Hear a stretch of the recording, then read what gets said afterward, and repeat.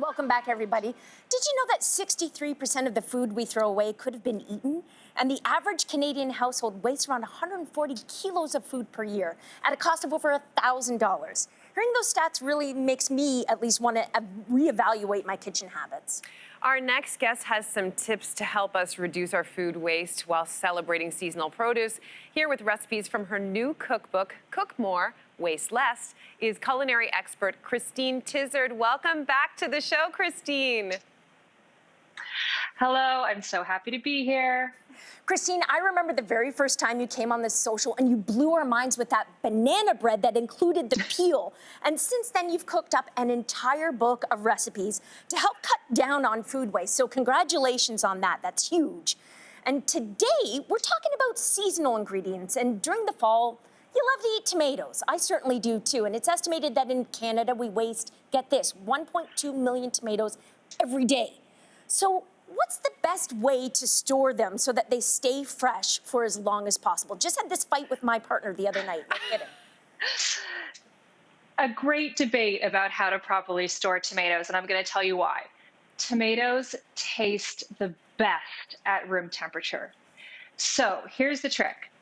You keep them on the counter until they're perfectly ripe, but you also store them upside down, which a lot of people don't realize that you're supposed to do. So you want the little stem end down. And once they're perfectly ripe, that's when you transfer them into the fridge to get a few extra days out of them. But another trick is that if you still want to get the best flavor out of them, let them come back to room temperature before slicing and eating them. Okay. Oh, that is great. Okay, hot tip. Christine, like it's inevitable that you're going to end up with a few wrinkly tomatoes from time to time. I actually had some yesterday and I made them into a quick sauce. And that's something that you suggest that is a great thing to do with tomatoes that are past their prime, right? 100%. So it's tomato season. They're tasting the best right now.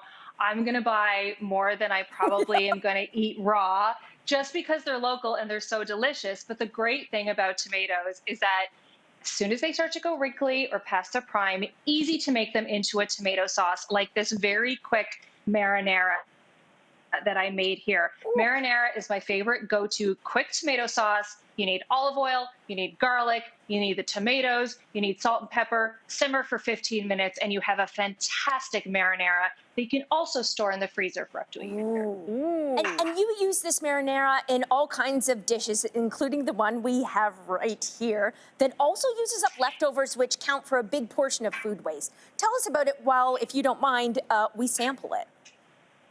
So this is my crispy fried pasta with chorizo. So having kids, we were always had leftover cooked pasta. Pasta is one of those things that's kind of hard to portion out. So sometimes you're left with extra. So what I have done is in a saucepan here, I have crisped up some chorizo. And when you do that, you're left with this wonderful chorizo flavored oil. So once that's crisped up, you're going to increase the heat because you want a really nice sear on that pasta. You're going to add in your already cooked pasta. I can already hear it sizzle. And once you get a really good sear on that and it's all coated in the chorizo oil, I can hear it going, and it's so fast for an easy weeknight meal. I'm going to add that fresh marinara that maybe you just pulled out of the freezer because you stored it later, and I'm going to put that right in there and stir that around. Oh, and there you have it. It's that easy. So good. It is so good. That is a great family recipe. I'm doing this. I love it. So, Christine, about 30% of the food we waste is vegetables. So let's talk about one of your favorite seasonal veggies, green beans. I also share an affection for green beans. I actually don't trust someone who says that they don't like them. There's something you say that actually we can eat for days. So do you ever get sick of them? So I love green beans so much that there's actually a section in the cookbook called Green Beans for Days, because I will eat them like 4 days in a row. And it's because they are so easy to prepare in versatile recipes. So I'm going to teach you how to eat green beans 4 days in a row if you love them as much as I do. So as soon as you get home, I take a good handful of green beans and I chop them up super teeny, raw, and I incorporate them into a salad this way to add some really nice crunch. Because yes, you can eat green beans I raw, love no this. problem. Then, with the remaining green beans, I will blanch them, which is just boiling them in salted water for like a minute because you still want them tender crisp. And this way, they're easy to translate into other recipes, stir fries, sautés. They're already half cooked. So you could, after they're blanched, throw them in a hot pan, get a good sear and color on them. Or I gave you guys a sample of what I like to do with them. Tell us about this. So this is really easy. This is my sauteed green beans with shallots and garlic. So all you have to do is saute some shallots and garlic, add a little bit of chili flakes, and throw in those already blanched green beans. And in 2 minutes, you have a great side dish. Is that butter or olive oil? Either or, whatever your preference. Good flavored olive oil is always good. This is so good. It's so delicious. So, Christine, fruit makes up about 15% of wasted food, which is a huge chunk. So next you're covering seasonal stone fruits. Let's talk about them and what you like to do with them when they start looking a little bit sad. Local Canadian seasonal stone fruit, we're talking peaches, plums, nectarines, apricots. And once again, we're at the tail end season for these. So I'm trying to eat as many as I can.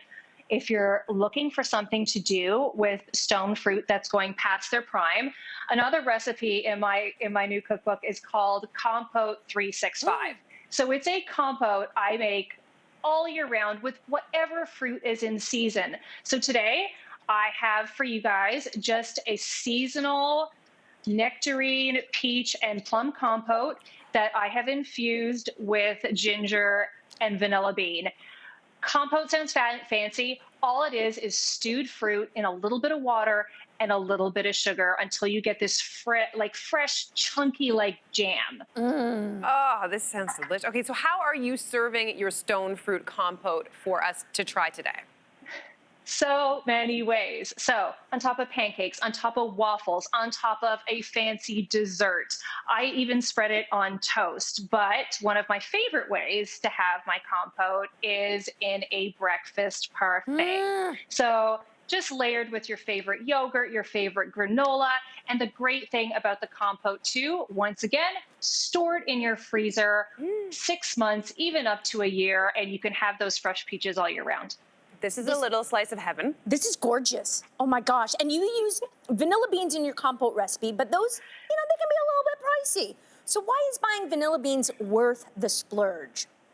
So yes, vanilla beans are very, very pricey. But if you are an avid baker like I am, vanilla extract is really, really pricey too. So what I started to do a few years ago is I started to make my own vanilla extract, which is extremely easy to do.